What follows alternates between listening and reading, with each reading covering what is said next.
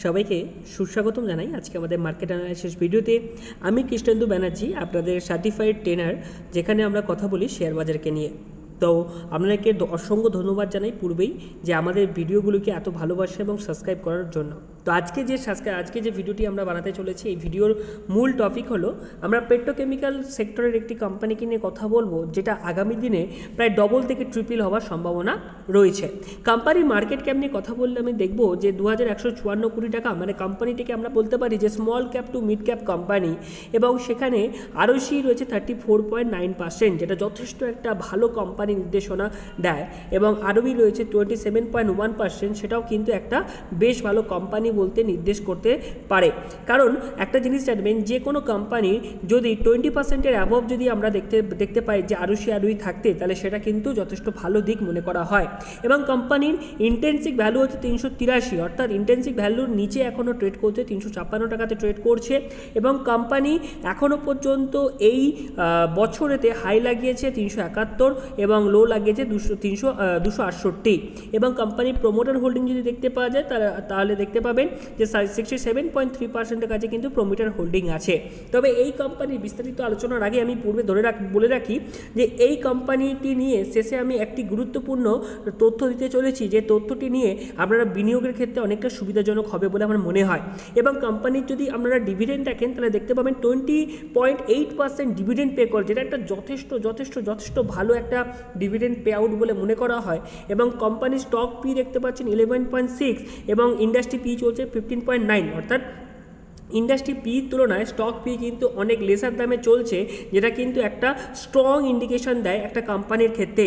এবং কোম্পানির যদি আপনারা কোয়ার্টারলি রেজাল্ট দেখেন তাহলে আমরা দেখতে পাবেন যে কোম্পানি কিন্তু কন্টিনিউ তার সেলসটাকে কিন্তু ধরে রাখতে পেরেছে।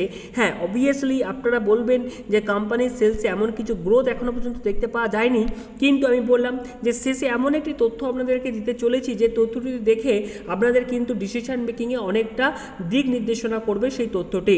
এখন বর্তমানে কোম্পানিটির যদি আপনারা দেখেন যে প্রফিটেবল কিনা, তাহলে দেখতে পাবেন যে কোয়ার্টারলি বেসিসে কোম্পানি কিন্তু কন্টিনিউ প্রফিটের মধ্যে গ্রোথ না থাকলেও প্রফিট কিন্তু কোম্পানি কন্টিনিউ কমিয়ে যাচ্ছে। এবং প্রফিট অ্যান্ড লস স্টেটমেন্টে গিয়ে যদি আপনারা ইয়ারলি বেসিসে দেখতে চান তাহলে অবশ্যই দেখতে পাবেন যে কোম্পানিটি আজ থেকে 3-4 বছর আগে যেখানে প্রফিট করতো সেখান থেকে আজকে বিভৎস জায়গাতে দাঁড়িয়ে আছে।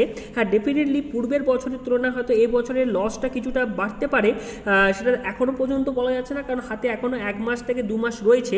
তবে কোম্পানি কিন্তু সেখানে কিন্তু প্রফিট এর দিক থেকে একটু মার খেতে পারে এই বছরেতে, কিন্তু আবারও সেই এক কথা যে শেষে গিয়ে একটি তথ্য দিতে চলেছি।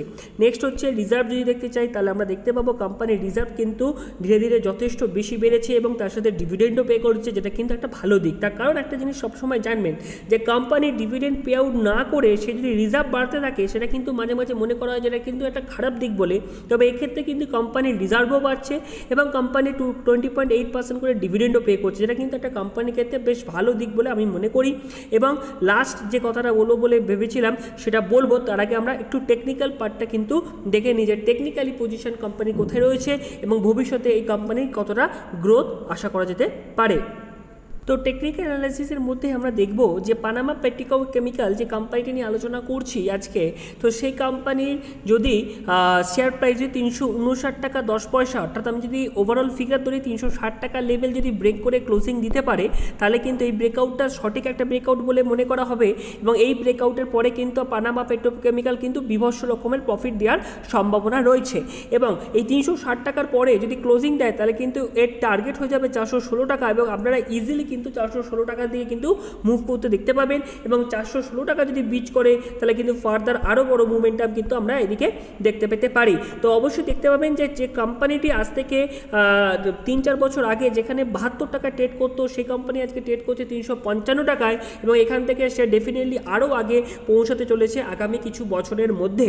তো আপনারা অবশ্যই এই কোম্পানিটিকে নিয়ে আলোচনা করুন, জানুন। এবং অবশ্যই আপনাদের কাছে একটা কথা বলে রাখি যে এই কোম্পানির এই যে ট্রেন্ড লাইনটি আছে, এই ট্রেন্ড লাইনটা আমি ড্র করে দিচ্ছি। এই ট্রেন্ড লাইনটা আমরা স্ক্রিনশট করে রাখতে পারেন, বা আমাদের যে হোয়াটসঅ্যাপ চ্যানেল আছে তার লিঙ্ক কিন্তু আমি ডিসক্রিপশন বক্সে দিয়ে দেবো। সেই হোয়াটসঅ্যাপ চ্যানেলের মধ্যেও গিয়ে দেখতে পেতে পারেন যে এই ট্রেড লাইনে যখনই এই কোম্পানির শেয়ার প্রাইস আসবে, আপনারা যদি নেন তাহলে একটা সুইং ট্রেডিংও কিন্তু আপনারা এখান থেকে এই পানামা পেট্রোকেমিক্যাল লিমিটেড কোম্পানি থেকে করে নিতে পারেন। তো এবার সময় এসছে সেই লাস্ট যে পয়েন্টটা আমি বলেছিলাম যে আমি আপনাদেরকে দেখাবো যে এই কোম্পানির মধ্যে কিন্তু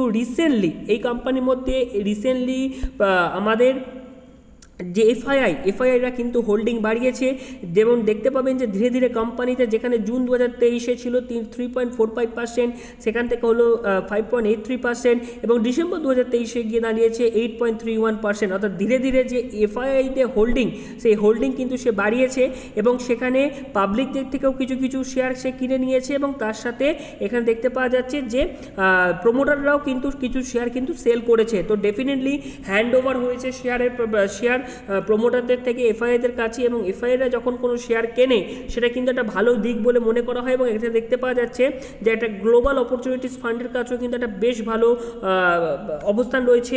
এবার নমোরা সিঙ্গাপুর লিমিটেড যে কোম্পানি, সেখানেও কিন্তু একটা বেশ ভালো ইনভেস্টমেন্ট রয়েছে, অর্থাৎ এফআইআই ইনভেস্টমেন্ট যথেষ্ট ভালো রয়েছে। তো সেই জন্য আজকের এই কোম্পানিটি আই থিঙ্ক আপনাদের কাছে একটা বিশেষ বিনিয়োগের জায়গা হয়ে উঠতে পারে। তো আজকে এই পর্যন্তই, দেখা হবে নেক্সট ভিডিওতে। আপনারা অবশ্যই আমাদের চ্যানেলটিকে সাবস্ক্রাইব করবেন, লাইক করবেন, এবং অবশ্যই পারলে আপনাদের এই ভিডিওটি হোয়াটসঅ্যাপের স্ট্যাটাসও দিতে পারেন আপনাদের বন্ধুদের সাহায্যের জন্য। Thank you so much.